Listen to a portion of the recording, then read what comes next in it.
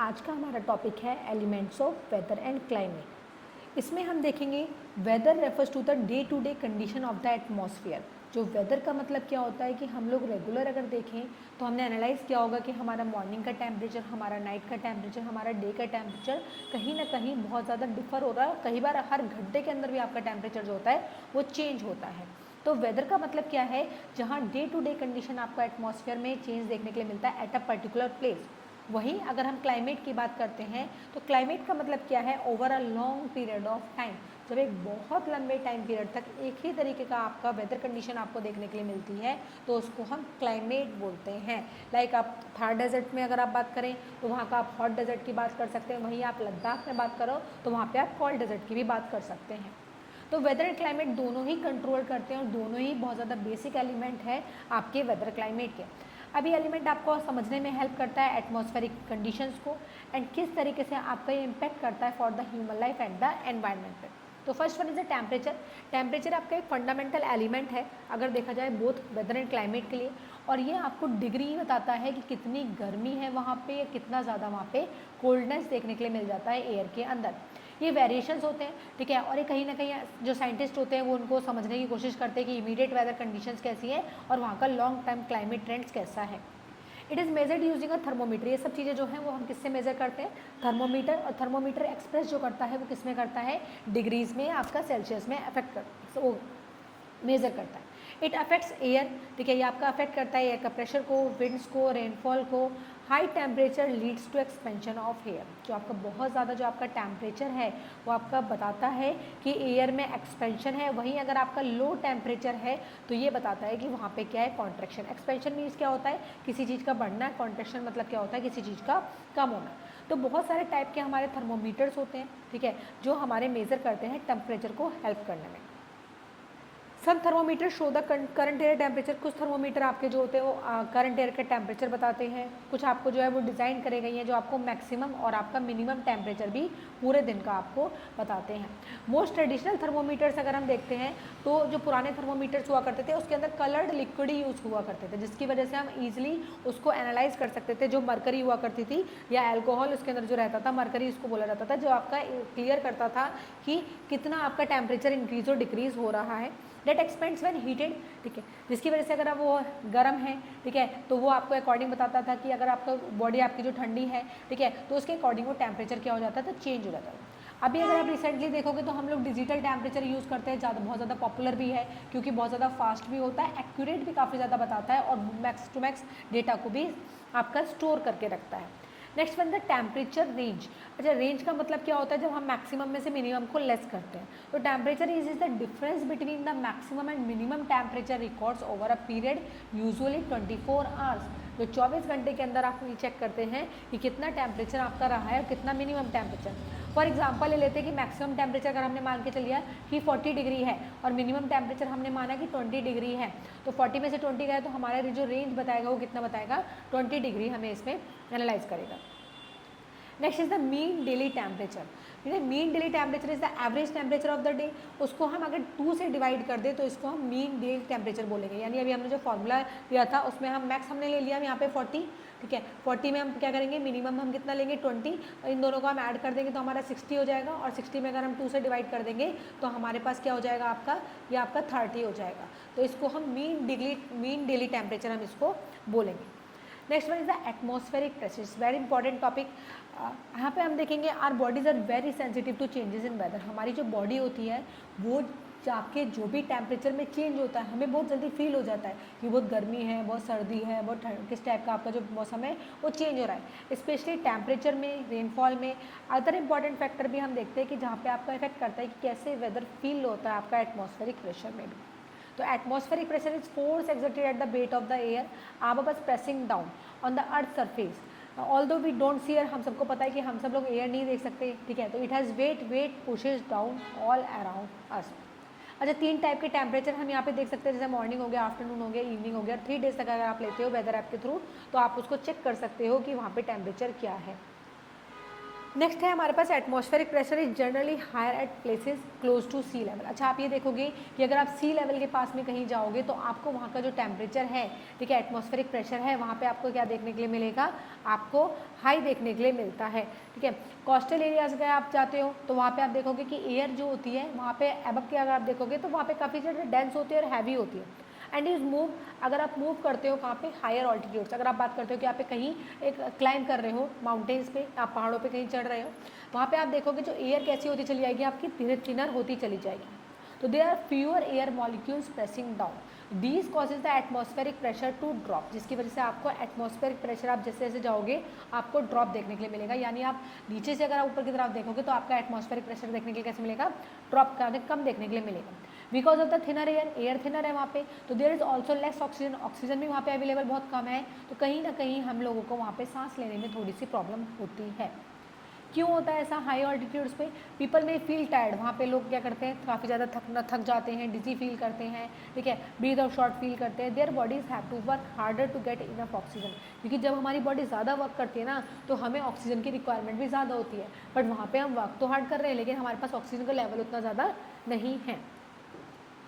Atmospheric pressure doesn't change, अच्छा हमारा atmospheric pressure change नहीं होता ऑल्टीट्यूड पे जाने के बाद, बट ये आपका जो चेंज होता है वो वेदर कंडीशन के साथ में चेंज होता है। Sometime the pressure fall suddenly, मान लीजिए कि कहीं जो प्रेशर है वो आपका फॉल हो गया अचानक से ओवर अ रीजन, तो form that what meteorologist call a low pressure system और अ डिप्रेशन, तो इसको हम क्या बोलेंगे, लो प्रेशर सिस्टम, या हम इसको डिप्रेशन भी बोलेंगे। These low pressure area often bring unstable weather, ये जो लो प्रेशर एरिया होता है यहाँ का जो वेदर होता है वो काफ़ी ज़्यादा अनस्टेबल होता है, इंक्लूडिंग क्लाउड्स भी, रेन्स भी, स्ट्रॉन्ग विंड्स भी। तो जहाँ पे लो प्रेशर आपको देखने के लिए मिलेगा, लो प्रेशर की आपकी इंटेंसिटी देखने के लिए मिलेगी, it can develop into a storm, वहाँ पे आपको स्टॉर्म डेवलप हो जाएंगे, ठीक है, इवन आपको साइक्लोन भी वहाँ पे डेवलप हो जाएंगे। तो ये काफ़ी ज़्यादा पावरफुल होते हैं और काफ़ी ज़्यादा आपको डेंजरस देखने के लिए मिलते हैं वेदर इवेंट्स के पर्पज से। In contrast season of a high pressure usually bring clear skies, अगर आप देखोगे कहीं पे हाई प्रेशर है तो वहाँ पे आप देखोगे आपका जो आसमान है वहाँ पे आपको साफ देखने के लिए मिलेगा, काफ़ी काम देखने के लिए मिलेगा weather, because the air is heavy, वहाँ की जो एयर होती है वो हैवी होती है, काफ़ी ज़्यादा सिंक होती है, प्रिवेंटिंग क्लाउड्स फ्रॉम फॉर्मिंग, जिसकी वजह से आपके कहीं ना कहीं क्लाउड्स भी फॉर्म होते हैं। तो this pressure system help me, ये जो हेल्प आपका वो प्रेशर सिस्टम है ये आपको हेल्प करता है मीटरोलॉजिस्ट को प्रेडिक्ट करने में किस तरीके से आपका जो वेदर है वो चेंज हो रहा है, एंड वार्न करता है कि किस तरह कभी भी आपके स्टॉर्म्स आने की कंडीशन होती है, तो ये चीज़ हमें पहले से ही पता चल जाती है। अच्छा, next one is the barometer.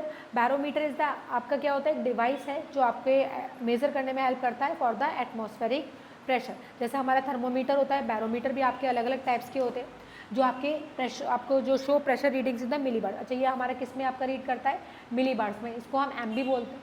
अगर आप सी लेवल पे जाते हैं तो वहाँ पे आप देखोगे कि एटमॉस्फेरिक प्रेशर जो होता है वो अबाउट 1013 MB है, इसको हम 180 MB बोलते हैं। अगर यही आपको 1000 मिली बार से कम देखने के लिए मिलता है तो आप सिग्निफाइज कर सकते हो कि वहाँ की जो प्रेजेंस है वो कैसी है, तो डिप्रेशन है या फिर हम इसको लो प्रेशर सिस्टम भी समझते हैं। अच्छा, कई बार हम लोगों ने लो pressure system and high pressure system समझ लिया, इसको थोड़ा सा और समझने की कोशिश करते हैं कि ये मान लीजिए कि आपका एक सन है और सन आपकी क्या है, सन से हमें काफ़ी ज़्यादा गर्मी हो रही है, काफ़ी ज़्यादा आपकी रेस देखने के लिए मिल रही है, तो यहाँ से हमारा जो लैंड एरिया है और एक हमारा ओशन एरिया है, ठीक है, लैंड की जो आपकी यहाँ पे जो आप देखोगे लैंड हमारी जो होती है वो गर्मियों में बहुत ज़्यादा हीट हो जाती है एज़ कंपेरिजन टू ओशन या सी आप कुछ भी बोल सकते हैं। अब यहाँ पे अगर आपका जो हवा है वो कहीं ना कहीं आपकी जो प्रेशर है वो आपको हाई देखने के लिए मिलती है, जो आपकी क्या कर जाती है, मूव कर जाती है ऊपर की तरफ। जब ये मूव करती है तो यहाँ की जो हवा होगी वो आपकी कहाँ हो जाएगी, वो शिफ्ट हो जाएगी इस वाले एरिया में, क्योंकि ये वाला एरिया तो हमारा खाली हो गया था, तो इसको हम बोलते हैं high pressure to low pressure, जहाँ पे हमारी जो हवा होती है वो मूव कर जाती है। नेक्स्ट आता है हमारा विंड। विंड में हम देखेंगे wind is essential air in motion, तो विंड आपकी बहुत ज़्यादा ज़रूरी है अगर आप देखते हो, ठीक है, तो आपकी मोशन में आपको moving from areas where the air pressure is high, वहाँ पे आपको देखने के लिए मिलेगा जहाँ पे आपका air pressure high to place pressure is lower, यानी हमारा मूवमेंट कहाँ होती है, high pressure to low pressure आपकी जो है वो मूव करती है, ठीक है, हाई प्रेशर टू आपको लो प्रेशर मूव करने के लिए मिलेगी। This movement happens because nature always try to balance, ये ऐसा क्यों होता है, क्योंकि हमेशा जो होता है आपका नेचर हर चीज़ को क्या कर लेता है, अपने आप बैलेंस कर लेता है। जो अगर बहुत ज़्यादा डिफरेंस आपको देखने के लिए मिलेगा दो एरियाज़ में, हो सकता है कि बहुत ज़्यादा स्ट्रॉन्ग विंड्स है तो वहाँ पे भी इस चीज़ को क्या करता है, आपका बैलेंस करेगा। अच्छा, next one is the speed and direction. तो दो मेन फीचर्स हमारे बताते हैं विंड के, जिसको हम बोलते हैं first one is the speed and second one is the direction. Wind speed tells us how fast the air is moving. Wind आपको ये बताती है, ठीक है, कि कितनी फास्ट आपकी जो एयर है वो मूव कर रही है। मेज़र करती है किलोमीटर में पर आवर में, किलोमीटर में मेज़र करेगी, या फिर मीटर पर सेकंड में आपका मेज़र करेगी। तो विंड डायरेक्शन आपका शो करता है direction from the wind is blowing, यहाँ पे आपकी विंड कितनी आपकी किस तरीके से ब्लो कर रही है उस आपके डायरेक्शन को शो करती है। For example a north wind means the wind is coming from the north. Why is wind important? Wind हमारे लिए क्यों ज़रूरी है? तो विंड अफेक्ट करती है बहुत सारे एस्पेक्ट्स में हमारी डेली लाइफ में, हमारे environment. First one is the weather forecasting. या आप लोगों ने कई बार आपके न्यूज़ चैनल में आप लोगों ने देखा होगा, जो मेट्रोलॉजिस्ट है वो स्टडी करते हैं कि किस तरीके से आपके जो विंड पैटर्न है वो प्रेडिक्ट करते हैं वेदर चेंज हो रहा है। For example a shift to wind direction can indicate, मान लीजिए अगर कोई विंड डायरेक्शन आपकी शिफ्ट हो रही है तो वो इंडिकेट करती है कि स्टॉर्म आ सकता है, रेन हो सकती है। तो इस टाइप चीज़ों को पहले से ही बता दिया जाता है। नेक्स्ट वन है एविएशन। एविएशन मीन्स फ्लाइट बोल सकते हैं, सेलिंग मीन्स आपका बोट हो जाता है। तो ये जो पायलट्स और सेलर्स वगैरह होते हैं ये भी इनको हेल्प चाहिए, भाई ये तो जा रही है तो इनको पता होना चाहिए कि इनके साथ में बहुत सारे लोगों की लाइफ भी होती है, ठीक है। तो wind condition to navigate safely and efficiently, तो कैसे लोगों को वहाँ पे नेविगेट है वो सेफली आप उन चीज़ों को देखते हैं। Strong winds can affect the speed and course of airplanes and boat. अगर बहुत ज़्यादा स्ट्रॉन्ग विंड्स है तो कहीं ना कहीं वो आपकी एयरप्लेन्स की या फिर आपके बोट्स की जो है स्पीड को भी इफेक्ट देखने के लिए मिल जाएगा। नेक्स्ट है एग्रीकल्चर की फील्ड में अगर देखते हैं तो फार्मर्स को भी हेल्प करता है फोरकास्ट करने के अंदर, ठीक है, कि वहाँ पे बारिश होगी या वहाँ पे सूखा पड़ेगा। तो विंड कैन ऑल्सो इन्फ्लुएंस करता है operation of water from soil affecting irrigation needs, वहाँ पे कितना रिक्वायरमेंट है। Next one is the environment impact भी आपका बताता है, जहाँ पे हमें सीड्स के लिए, पॉलन के लिए, ठीक है, एंड प्लांट रिप्रोडक्शन वगैरह के लिए भी आपका जो है स्प्रेड करता है पॉल्यूटेंट्स और wild life smoke over large distance. कितने एरिया में क्या क्या चीज़ आपका एनवायरनमेंट में इम्पैक्ट देखने के लिए मिल रहा है, तो इस चीज़ को भी हम देखते हैं। अच्छा, next one is the measuring wind. तो दो तरीके से हम समझते हैं, एक विंड वेन्स देखेंगे, एक एनिनोमीटर्स देखेंगे।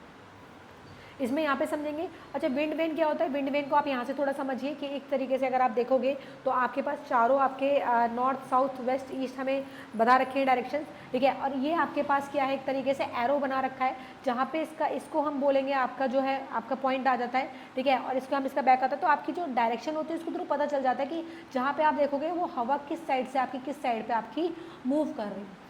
जैसे shows the direction of the wind. तो विंड वेन क्या होता है? जो आपकी डायरेक्शन को बताता है। इट हैज़ अ पॉइंटर, इसके अंदर आपका क्या है, एक पॉइंटर होता है, ठीक है। और ये क्या आपकी क्या है, इसकी टेल है, ठीक है, जो आपको बताती है, ये रोटेट करता है कि आपकी जो विंड ब्लो हो रही है, टेल कैच करता है सबसे पहले, and the breeze and turns of pointer towards, ये आपकी बताता है कि कहाँ से लेके आपकी कहाँ तक की हवा आपकी जा रही है towards the surface of the wind.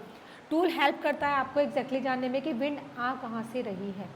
To measure how fast is blowing wind is blowing, तो ये भी हम देखते हैं किस तरीके से आपकी जो विंड है वो ब्लो हो रही है, कितनी तेज आपकी जो है वो आपकी ब्लो हो रही है। इसको जानने के लिए आपकी हेल्प करता है, इस कॉल्ड द एनिनोमीटर। इसके लिए हम एनिनोमीटर का यूज़ करते हैं कि कितनी तेज आपकी हवाएं चल रही हैं।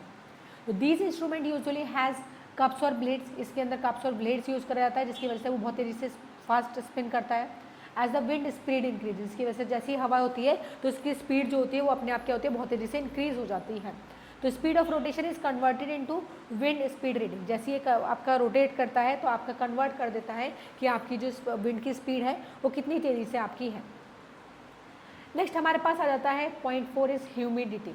ह्यूमिडिटी एक फाइनल वेदर एलिमेंट है एंड हम इसको एक्सप्लोर करेंगे। Describes how much water vapour is present per unit, ठीक है, आपका कितना वाटर वेपर देखने के लिए मिलता है पर यूनिट ऑफ एयर के अंदर। तो लेवल ऑफ ह्यूमिडिटी अगर हम देखते हैं based on the several factors, बहुत सारे फैक्टर्स हैं, इंक्लूडिंग इसमें आप टेम्परेचर की बात कर सकते हो, विंड की बात कर सकते हो, एयर की प्रेशर की बात कर सकते हैं, एंड जोग्राफिकल लोकेशन भी मैटर करता है। तो ये आपके कुछ क्वेश्चंस को जैसे हम एक एग्जांपल यहाँ पे ले रखा है, ठीक है, कि आप ये मान लीजिए कि कहाँ पे ह्यूमिडिटी ज़्यादा है। दो एग्जांपल ले लीजिए, जैसे आप चंडीगढ़ की बात करें या इजावल की बात करें, ठीक है, तो एज्यूम करें कि कहाँ पे आपको ह्यूमिडिटी देखने के लिए मिलेगी, किस हिली रीजन में देखने के लिए मिलेगी या जहाँ पे बहुत ज़्यादा बारिश है वहाँ देखने के लिए मिलेगी। तो हाउ कैन बी सर्टेन, कैसे हमें ये पता चलेगा? तो वी वॉन्टेड टू कंपेयर, तो सबसे पहले हमें कंपेयर करने के लिए ह्यूमिडिटी लेवल देखना पड़ेगा, जहाँ पे आप दोनों जगह पे जाकर देख सकते हैं कि कैसे हम इसको बात को जान पाएंगे, ठीक है। इस बात के लिए आप एक बार अपने क्लासमेट्स के साथ डिस्कस कीजिएगा, देन आप मुझे मैसेज करके रिप्लाई कीजिएगा, ठीक है। But before we go further let's recall we learn about the different states of water. That knowledge we help understand to concept the measurement of humidity. अच्छा, फिर इसके अंदर सबसे पहले ह्यूमिडिटी को समझने के लिए चाहिए कि जहाँ पे वाटर एवोपरेट होता है वहाँ पे कहीं ना कहीं आपको कूलिंग इफेक्ट भी देखने के लिए मिलता है। If the air already contains a lot of moisture, जहाँ पे आप देखो कि एयर के अंदर ऑलरेडी क्या है, बहुत ज़्यादा मॉइस्चर है, तो वहीं पे कहीं ना कहीं आपको हाई ह्यूमिडिटी भी देखने के लिए मिल जाएगी। एवोपरेशन हैपन्स मोर स्लोली, और वहाँ पे एवोपरेशन का आपका क्या हो जाएगा, आपका वो स्लो हो जाएगा। इसी को हम क्या बोल सकते हैं, इसी को हम एक्सपीरियंस कर सकते हैं ना, रेनी डे में भी आप इसको एक बार समझने की कोशिश कर सकते हैं। Humidity in the air is measured using a scale called relative humidity. Humidity को जब हम मेजर करते हैं तो उसी को हम रिलेटिव ह्यूमिडिटी बोलते हैं। तो it tell us how much moisture the air is holding compare to how much it could hold at the temperature. तो यहाँ पे हम ये समझते हैं कि कितना उसके अंदर मॉइस्चर एयर के अंदर है, कितना वो होल्ड कर सकती है, जबकि हम ये भी देख सकते हैं कि कितना उसके अंदर होना चाहिए। तो if the air had no moisture, मान लीजिए कि अगर एयर के अंदर मॉइस्चर ही नहीं है, जबकि ऐसा कभी होता नहीं है कि अंदर के एयर के अंदर कभी मॉइस्चर होगा ही नहीं, but it's relative humid would be 0%। ठीक है, तो ऑन द अदर हैंड तो हम इसको क्या मान के चलेंगे कि 0% मान के चलेंगे कि है ही नहीं, तो air is completely full of water vapour. ठीक है, तो एयर आपको क्या देखने के लिए मिलेगा, आपको फुल ऑफ वाटर वेपर है, तो it is said to have 100%। तो यहाँ पे हमने क्या बोल दिया, अगर पूरा इसके अंदर है तो 100% आपको देखने के लिए मिल जाएगा। ठीक है, meaning it can hold any more moisture in everyday condition, और आप ये चीज़ होल्ड करके भी देख सकते हो कि कितना आपका एवरीडे कंडीशंस में देखने के लिए मिलेगा। Dry weather usually means the relative humidity is 20 and 40%। अगर आप देखोगे वहाँ का वेदर ड्राई है तो वहाँ का रिलेटिव ह्यूमिडिटी आपको 20 से 40% आपको देखने के लिए मिलेगा। वहीं अगर आपका ह्यूमिड वेदर है तो आपको एयर वहाँ की थोड़ी सी स्टिकी या मॉइस्ट या आपको जो टाइम वो होगा फॉल हो जाएगा आपका 60 to 80%। ओके, इसमें आपका दे रखा है if the humidity level is Kanpur, अगर आप ह्यूमिडिटी लेवल चेक करते हो कानपुर का 52% है, मुंबई का अगर आपका 84% है, तो आप ये बता सकते हैं कि कहाँ पे आपके जो वो क्लोथ्स हैं वो आपको थोड़ा वेट देखने के लिए मिलेंगे। ठीक है, ज़्यादा आपके तेज़ी से वेट हो जाएंगे। And which city would you sweating more, कहाँ पे आपको स्वेटिंग है वो ज़्यादा देखने के लिए मिलेगी। तो assuming the temperature is same in the both places. And so how with these humidity level measure, कैसे हम इस ह्यूमिडिटी लेवल को मेजर करते हैं, तो इसके लिए हम एक इंस्ट्रूमेंट को यूज़ करते हैं, इसका हाइग्रोमीटर। ठीक है, there are different types of hygrometer, each working on a different principle. हर एक कोई क्या करता है, अलग अलग प्रिंसिपल के बेसिस पे चेक करता है। तो मेजरिंग ह्यूमिडिटी भी बहुत ज़्यादा इंपॉर्टेंट है, वेरियस फील्ड्स में हम इसको सर्च करते हैं। जैसे आपका हो गया फूड प्रोसेसिंग इंडस्ट्री में इसको यूज़ करा जाता है, आपका मॉइस्चर लेवल को समझने में, इसको मेंटेन करने में आपका हेल्प करता है। इवन म्यूजियम वगैरह में अगर आपको देखते हो तो वहाँ पे केयरफुली ट्रैक करा जाता है, क्योंकि वहाँ पे बहुत सारे आपके आर्टिफैक्ट्स रखे हुए, उन चीज़ों को प्रोटेक्ट करना है, वो डैमेज ना हो जाए, और वहाँ की जो एयर है वो कितनी ज़्यादा ड्राई है या कितना वहाँ पे है, उसको भी आपको एनालाइज करने में आपको हेल्प करता है। Next and the last topic is the precipitation. When the news reports that a place receive 30 millimetres, मान लीजिए आपने कभी न्यूज़ रिपोर्ट्स में सुना होगा कि वहाँ पे जो आपकी बारिश हुई है वो 30 mm हुई है, rainfall in a day, 24 hours की कैलकुलेट करते हैं इसको। It means 30 mm of rain water fail, मतलब 30 mm का जो वाटर है वहाँ पे फेल हुआ है, गिरा है, भरा है, इसको आपने कलेक्ट किया on the ground in that area. तो इसको हम और बेटर समझने के लिए करते हैं। इमेजिन कीजिए कि वहाँ पे कोई भी ड्रेन नहीं है, ड्रेन मतलब वहाँ पे कोई आपका पानी जाने का रास्ता नहीं है, ना ही वहाँ पे कोई स्लोप है। तो आपकी जो रेन है वहाँ पे layer 30 mm deep on the flat ground, एक फ्लैट ग्राउंड है, आपने वहाँ पे एक नापा तो उसको 30 mm के आसपास है। That's about think 10 coins stack together, मतलब इतना मान लीजिए कि 3 आपने 10 कॉइन्स बराबर रख दिए। ठीक है, तो आप इसको नाप के देख सकते हो, इट्स अराउंड 30 mm के आसपास आपका जो है, इसको हम मान के चलते हैं। But how do we know how much it rain, कैसे हम इसको पता करेंगे, एक स्पेशल इंस्ट्रूमेंट होता है इसके लिए, रेन गॉज। ठीक है, तो रेन गॉज क्या एक सिंपल टूल है जो वेदर साइंटिस्ट है इसको मेजर करने में हेल्प करते हैं। It has a wide funnel, आप अगर देखोगे तो ये आपने कभी अपने घर में भी देखा होगा। ठीक है, इसका जो आप ऊपर का जो पार्ट देख रहे हो, मतलब इसको आप देख सकते हो, इसके अंदर अगर आप पानी डालते हो, ठीक है, तो इसका जो फनल है वो काफ़ी टॉप पे अगर आप देखते हो तो वाइड है। कैचेज द रेन, इसमें बारिश आती है, direct it into a cylinder और कंटेनर, और डायरेक्ट क्या होता है इसका जो आपका सिलेंडर है, कंटेनर है, इसमें क्या होता है आपका पानी भर जाता है। दिस कंटेनर हैज़ मार्किंग, अब यहाँ पे क्या कर रखा है, इस कंटेनर में मार्किंग कर रखा है कि आपका ये 10 इंच है, 15 इंच है, 20 इंच है, उसके according, so that we can read how much rain has collected. तो यहाँ पे हम इसके थ्रू पता कर सकते हैं कि आपकी जो रेन है वो कैसे कलेक्ट हुई है। Let's say the weather collected to the in the container, मान लीजिए कि अगर वहाँ पे कंटेनर में राइज हुआ है 15 मिनिमम मार्क तक, तो आपको पता चल जाएगा कि एरिया में कितनी हुई है, 15 mm की रेन हुई है। वहीं अगर आपको पता चल गया कि आपकी राइज हुआ है 30 mm तक, तो वहाँ पे जो रेनफॉल है वो आपकी कितनी हुई है, 30 mm तक हुई है। Rainfall is usually measured over 24 our period and the result help farmers, और इसकी वजह से आपके जो फार्मर्स वगैरह होते हैं, वेदर फॉरकास्टर्स होते हैं, डिजास्टर मैनेजमेंट होते हैं, इन सबको बहुत ज़्यादा हेल्प मिलती है फ्लड्स को जानने के लिए, ड्रॉट को जानने के लिए, क्रॉप की प्लानिंग करने के लिए। Even in your city regular rainfall records जो होते हैं वो हेल्प करते हैं लोकल गवर्नमेंट में कि किस तरीके से वहाँ पे मैनेज करनी है water supply and the drainage system. Thank you. Please अगर आपको पसंद आया है तो चैनल को लाइक एंड सब्सक्राइब कीजिए।